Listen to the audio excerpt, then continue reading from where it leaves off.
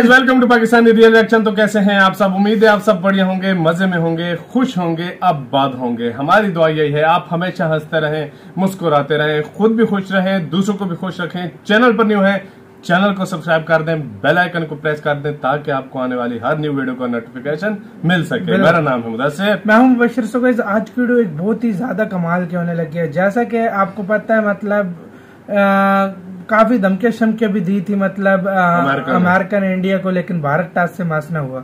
तो भारत, आज की वीडियो भी इसी से रिलेटेड है। तो वीडियो का जो टाइटल है वो है, भारत ने निकाल दी अमेरिका की सारी अकड़। मतलब अमेरिका की सारी अकड़ निकाल दी है, और मतलब भारतीय सरकार को धमकी देना अमेरिका को महंगा पड़ गया। मतलब जो धमकियां दी थी अमेरिका ने, मतलब इंडियन सरकार को, गवर्नमेंट को, वो उसको महंगा पड़ गया, और सारी अकड़ उसकी मतलब इंडिया ने निकाल कर रख दिया।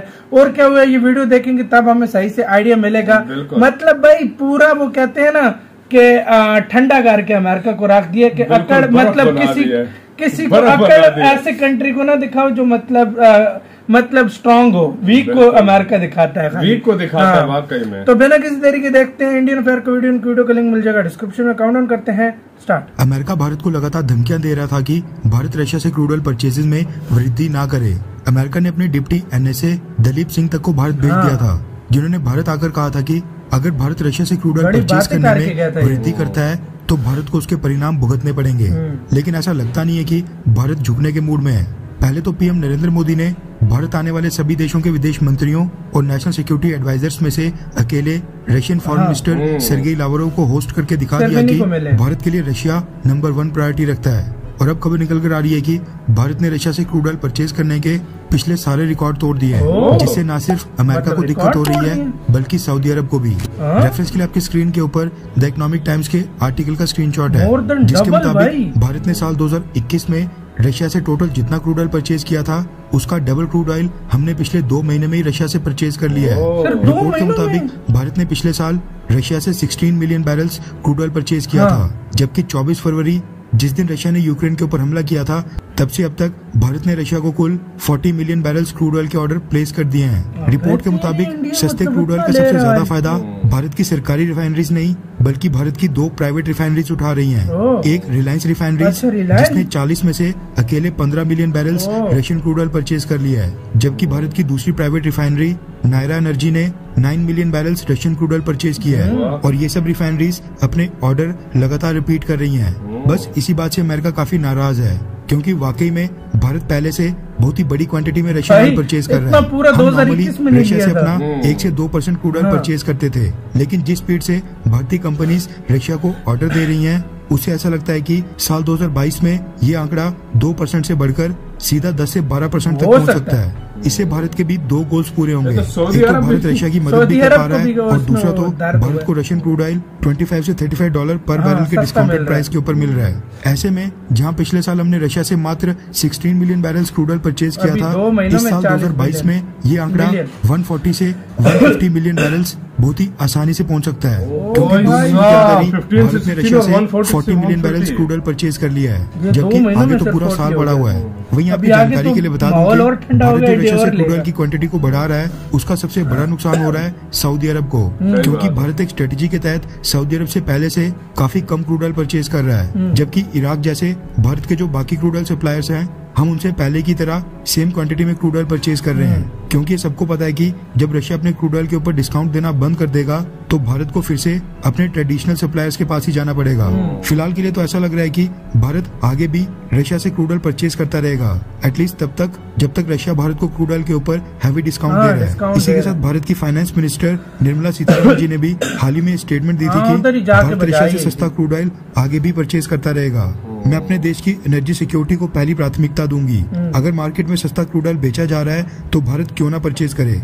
इसके अलावा भारत के रक्षा मंत्री राजनाथ सिंह और विदेश मंत्री डॉक्टर अजय शंकर साहब, ये दोनों अमेरिका से 2+2 मीटिंग करके आए हैं। उसके बाद भी भारत रशिया को क्रूड ऑयल के लगातार नए ऑर्डर्स प्लेस कर रहा है। अमेरिका को लगा था कि जिस तरह से डोनाल्ड ट्रंप को प्रेशराइज करने पर भारत ने ईरान से क्रूड ऑयल परचेज करना बंद कर दिया था, सेम उसी तरह हम दोबारा से अमेरिका के सामने झुककर इस बार रशिया से भी क्रूड ऑयल परचेज करना बंद कर देंगे। डोनाल्ड ट्रंप दोस्त था, बाइडेन शायद अमेरिका को ये नहीं पता कि भारत के लिए ईरान की क्या जगह है और रशिया भारत के लिए कितनी इंपॉर्टेंस रखता है। खैर, आपको दोनों में से कौन सा देश ज्यादा पसंद है? मुझे तो रशिया पसंद है या फिर रशिया? नीचे कमेंट करके जरूर बताओ। रशिया की इसमें ना मतलब सोचा ही नहीं जा सकता। रशिया बेस्ट कंट्री है, इंडिया का बेस्ट दोस्त है, इसमें कोई शक नहीं है।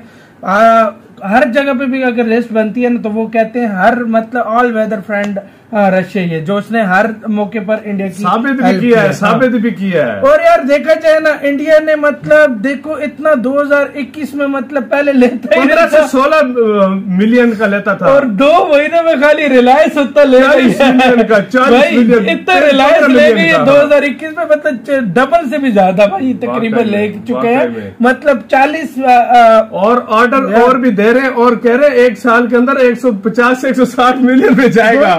भाई अमेरिका 2+2 मीटिंग भी करता है, उधर मुंह की खा के भी उसको सुनाता भी आइडिया, लेकिन उसके बाद वो दिलीप सिंह को भी भेजता है, बहुत कुछ होता है लेकिन कुछ नहीं काम चल रहा। भारत कह रहा जहाँ मेरा फायदा होगा मैं वही जाऊंगा। तुम्हें पता है सबसे ज्यादा अभी गुस्से में कौन सा देश? अमेरिका और सऊदी अरब। सऊदी बाकी बहुत ज्यादा लेता था, लेकिन एक बात बताऊं, वो भी ब्लैकमेल कर रहा था सबको, तुम्हें पता है। ठंडा किया अभी इराक से और इधर से ले रहा है इंडिया, ईरान से भी बीच में उठा रहा है, और रशिया से यार लग रहा है कि 10 से 12% लेगा इंडिया। तुम्हें पता है एक बात बताऊं, अब इंडिया इस पोजीशन पे आ चुका है ना, इंडिया ब्लैकमेल नहीं हो सकता। इंडिया धड़ल्ले से कहेगा मैं ईरान से भी लूंगा, मैं रशिया से भी लूंगा। उन्होंने कहा तो मना करोगे, इंडिया ने कहा मैं उसी से लूंगा। मतलब अमेरिका भी कहता झुकेगा नहीं, झुकेगा नहीं साला, झुकेगा नहीं साला यार, वही सीन मार रहा है कि मतलब झुकेगा नहीं, मतलब प्यार से बोलोगे मान जाएंगे। वो ट्रम्प की क्यों मानते हैं? ट्रम्प बहुत अच्छा दोस्त था, ट्रम्प बहुत तेज था। उसके टाइम पे जैसे रिलेशन इंडिया से हुए ना, अभी तक किसी ने मतलब इस तरह रिलेशन नहीं रख सका। एक बात बोलूं, ट्रम्प की पॉलिसी मुझे इसलिए अच्छी लगती थी ना, एक तो उसने मुख्तलिफ देशों में जंग वगैरह नहीं की जंग, एक दूसरे इसने किसी दूसरे देशों को भड़काया नहीं। आते ही देखो जंगें लग जाती हैं, जंगें स्टार्ट कर दी है, भड़काना स्टार्ट कर दिए, बीच में रगड़ा गया यूक्रेन बेचारा। ये हमेशा जो ये डेमोक्रेटिक पार्टी होती है ना, ये हमेशा कुछ न कुछ पंगे लगाती रहती है। बहुत काम खराब किया था यार। और यार देखा जाए तो अभी इंडिया मतलब अपने तैश पे है और बिल्कुल किसी की नहीं सुनने वाला। और ये भाई ठीक भी है, अपनी जो होता है अपनी पॉलिसी, इंडिया को जहाँ फायदा लगेगा वही करेगा। इंडिया अपने आप को दिखा रहा है कि हाँ मैं कुछ हूँ, तुम्हारा जो प्रेशर है वो कुछ भी नहीं है कि मतलब कोई मैं वीक कंट्री नहीं हूँ कि जिसको तुम दबा दो और वो दब जाए, वो सीन नहीं रहा। गाइस आप लोगों का इसके बारे में क्या कहना है? अपनी राय कमेंट सेक्शन में दो। इधर ही वीडियो खत्म करते हैं, अपना बहुत ज्यादा ख्याल रखना। तो यार बाय।